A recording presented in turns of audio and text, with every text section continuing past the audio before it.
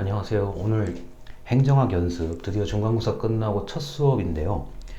이제 중간고사 전까지는 행정학의 그 총론, 굉장히 다양한 이야기들, 그리고 지금부터 기말고사 때까지 배울 각각의 영역, 뭐 예를 들어서 정책, 인사, 재무, 지방, 행정에 대한 각각의 내용들의 조금씩은 연결되는 내용을 수업을 중간고사 전까지 배웠습니다. 이른바 총론을 배웠고, 지금부터 종강할 때까지는 각 영역에 대한 수업을 이제 할 텐데요.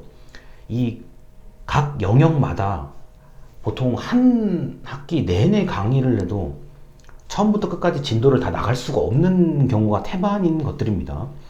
특히나 뭐 이번 주하고 다음 주에 제가 정책학, 그다음부터는 조직, 인사, 재무, 지방 이렇게 해야 될 텐데, 각 과목마다 이미 개설이 다 돼 있을 뿐만 아니라 진도를 나가기가 굉장히 빠듯한 책들이에요. 빠듯한 수업이기도 하고요. 그래서 더 압축하고 요약해서 강의를 하도록 하겠습니다. 만약에 모르는 게 생기시면 지금처럼 저한테 메시지를 보내주셔도 되고, 뭐 제가 지금 어떻게 강의하는지 스타일을 이미 아실 거라고 보고요. 내가 좀 질문이 길다 그러면은 이메일로 보내주셔도 됩니다. 뭐 때에 따라서는 뭐 카카오톡이라든가 뭐 페이스북 메시지, 인스타그램 쪽지 같은 걸 쓰셔도 아무 상관이 없어요. 제가 거의 대체로 바로 확인을 해서 답변을 드리겠습니다. 자, 이 정책 유형의 129쪽이죠. 자, 정책은 맨 아래 문단입니다. 정책은 공공문제 해결, 공익을 추구하기 위해서 정부가 달성할 목표, 그리고 목표를 실현할 행동 방안이라고 얘기를 하죠. 오늘은 정책학의 다음 주까지 2주 동안 배울 텐데 맨 앞부분부터 배우는 겁니다. 자, 그래서 정책의 그 기본적인 개념을 말씀을 드렸고요. 129쪽의 아래서 두 번째 줄, 자, 사람 이름이 나옵니다. 로위에 정치가 정책을 결정한다는 기존의 어떤 이론을 반박하면서 정책의 특성이 정책을 만든다라고 얘기를 해요. 그래서 정책의 유형을 알아야 그 정책에 관련된 어떤 효과, 결과, 정치를 잘 이해할 수 있다라고 주장을 합니다. 그래서 그 130쪽에 맨 아래 보면은 로마자 3번 정책 성격에 따른 분류라고 되어 있습니다. 그래서 가장 뭐 유명한 그 아래에서 여섯 번째 줄이 로위의 분류. 자, 로위의 분류가 있고, 그 다음에 뭐 알몬드와 파월의 분류가 있는데, 이런 분류 방법은 뭐 그 서술식 시험 문제라든가 객관식 시험 문제에 언제든지 나올 수 있는 거죠.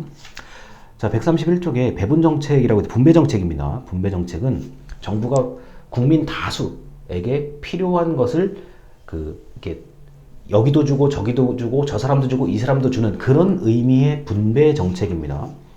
뭐 제일 대표적인 게 이제 교육, 우리가 지금 의무 교육을 하고 있고요. 사회 간접 자본을 여러 군데 설치하고 있죠. 자, 이게 분배 정책이고요. 두 번째가 규제 정책인데, 이 규제 정책은 우리가 규제라는 것은 일단 뭔가를 못하게 한다라고 이제 생각하는 경우도 있는데, 누구는 할 수 있게 하는 것도 일종의 규제 정책입니다. 그 중에 하나가 131쪽에 경쟁적 규제 정책이죠.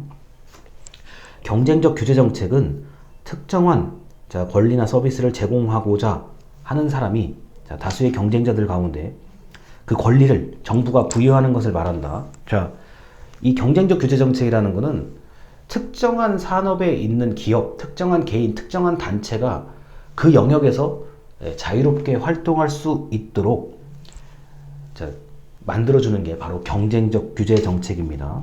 자, 그래서 이 범위 안에 들어가려고 상당히 많은 기업이나 단체나 개인들이 경쟁을 하게 되죠. 왜냐? 들어갈 수만 있다면 상당한 기간 동안 이익을 얻을 수 있기 때문에 그렇습니다. 이게 바로 경쟁적 규제 정책이죠.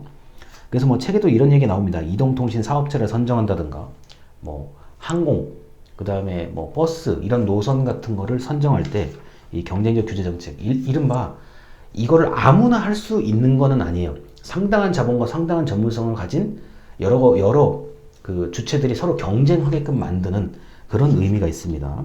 자, 보호적 규제 정책은 이해하기가 쉽죠. 132쪽에 맨 위에서 두 번째 줄. 자, 이거는 소수를 보호해서, 소수를 규제해서 다수를 좀 이렇게 보호하자는 얘기, 최저임금제에 관련된 얘기도 있고요. 환경보호가 뭐 대표적이라고 할 수 있습니다. 자, 그 다음 재분배 정책인데요. 재분배 정책은 어떤 사람의 권리나 재화, 이른바 돈이죠. 자, 이것을 가져와서, 정부가 가져와서 다른 계층, 다른 분야에 나누어 준다는 얘기입니다.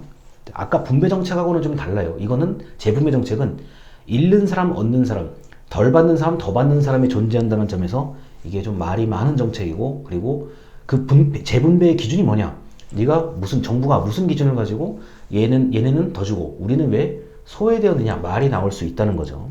그래서 가장 논쟁의 여지가 많은 정책이 재분배 정책에 해당되는 것들입니다. 복지 분야가 어쩌면 대표적일 수도 있고, 자, 조세, 세금 분야가 대표적일 수 있습니다. 자, 그리고 구성정책입니다. 구성정책은 법률, 제도, 이런 것들을 어떻게 구성할 것인지에 대한 이야기이고요. 뭐 정부로 따지면은, 자, 정부 조직을 개편한다. 공무원의 어떤 인사평가 같은 것을 바꾼다. 이런 것들이 바로 구성정책에 해당이 됩니다. 자, 그리고 추출정책인데요.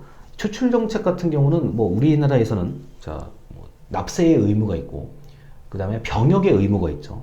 자, 일정한 기간 동안 어떤 조건에 해당되는 사람은 입대를 하고 제대를 해야 된다는 이런 것들이 바로 정부가 자원을 추출한다는 그 내용이 추출정책입니다.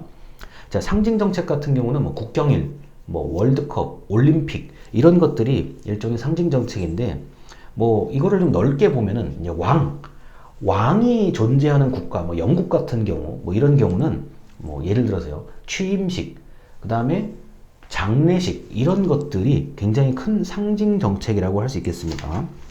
자, 그래서 정책의 유형을, 원래는 이거 하나만 가지고 한 2시간 정도를 좀 충분히 설명을 드려야 되는데, 그럴 수가 없는 이게 지금 과목이다 보니까 정책의 그 성격에 따라서, 유형에 따라서 분류하게 되면 정책을 더 쉽게 알 수 있다는 그런 이야기를 해드렸습니다. 자, 그리고 제가 예전에 우연히 이 지금 정책 분류 기준을 가지고 실제로 우리 정부에서 하고 있는 것들을 한번 분류를 해봤어요. 한 4,000가지 정도의 사업과 프로그램이 있더라고요. 근데 그 중에서 한 80% 정도가 분배 정책에 해당이 되죠. 자, 이런 겁니다. 공원을 설치하자, 양로원을 설치하자, 요양병원을 우리 동네에 설치하자, 횡단보도를 만들어 달라, 이런 것들은 어찌 보면은 이제 경쟁 또는 왜 우리 동네는 없고 쟤네 동네에는 있어요, 이렇게 얘기할 수도 있는데, 공원이 있고 없고에 따라서 내가 저 크게 손해 보는 것과 크게 이득 보는 거, 이런 게 별로 없을 수도 있고, 요양병원이 들어와, 그래, 그거 그런가 보다. 이게 다수의 사람들이 이용할 수 있고 만족감을 줄 수 있는 그런 정책이 생각보다 80% 정도, 제 예상보다는 80% 정도더라고요. 그래서 이게 참 분배 정책이 많구나 라는 걸 느낄 수가 있었습니다. 자, 그래서 일단 이렇게 해서 정책의 아주 기본적인 개념 그리고 유형까지 설명을 드렸습니다. 감사합니다.